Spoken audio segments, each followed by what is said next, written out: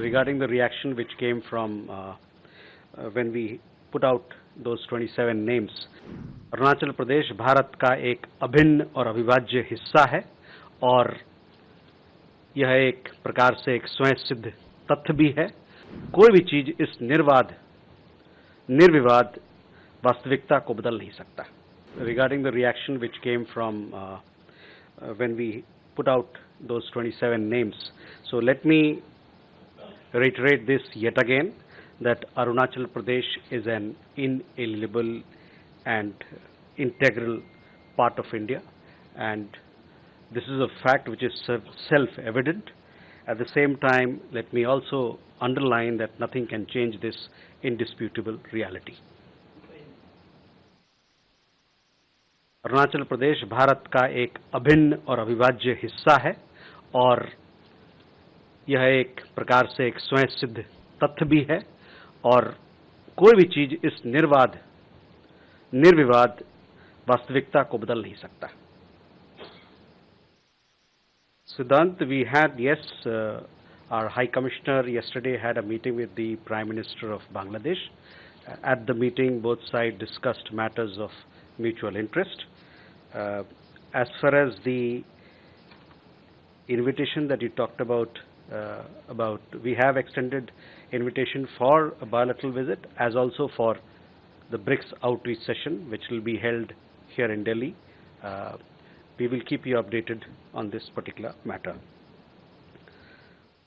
शैलेंद्र, आपका सवाल था कि दो मुद्दे का जो आपने उठाया है, एक तो मैं बताऊं कि जो एक्सट्रेडिशन की आपने बात कही, इस मुद्दे पर हमारा पक्ष कई दफ़ा हमने इस मंच से भी कहा है और बड़ा साफ है कि ये मुद्दा जो है इसको हम लोग एग्जामिन कर रहे हैं जो हमारे एस्टेब्लिश्ड प्रतिक्रियाएं हैं उसके तहत, और जब भी मेरे पास कुछ अपडेट करने को होगा तो मैं आपको इस पे बताऊंगा।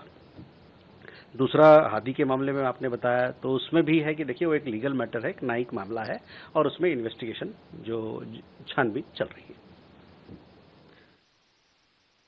Akansha, your question was regarding this the Indian student who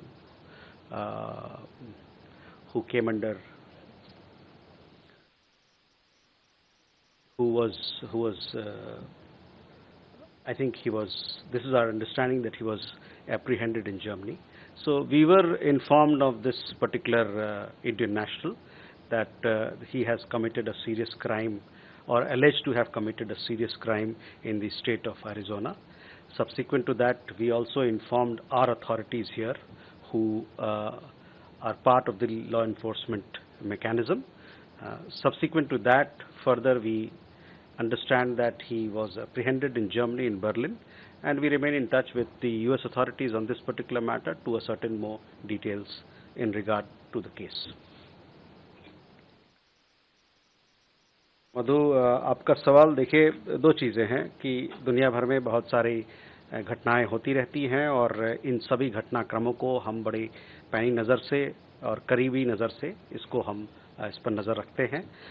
आपको साथ ही साथ मैं ये बताना चाहता हूं कि मानव अधिकार के हनन जिसका एक पक्ष हम लोगों ने अभी देखा पाकिस्तान में, जो पाकिस्तान अधिकृत कश्मीर में अभी कुछ महीनों में जो वहां पर मानव अधिकार का हनन हुआ, जिस प्रकार से लोगों को मारे गए, एक बार फिर से इस बात को उजागर करता है कि मानव अधिकार का जहां तक बात आती है और लोगों के उनके मानव अधिकार के पक्ष को सो गारंटी करने की बात आती है, उसमें पाकिस्तान को बहुत कुछ करना है और हमको लगता है कि जो अभी हाल ही के हिंसा में इतने लोग मारे गए हैं, इस पर अंतर्राष्ट्रीय समुदाय को, पाकिस्तान को जवाबदेही ठहराना चाहिए।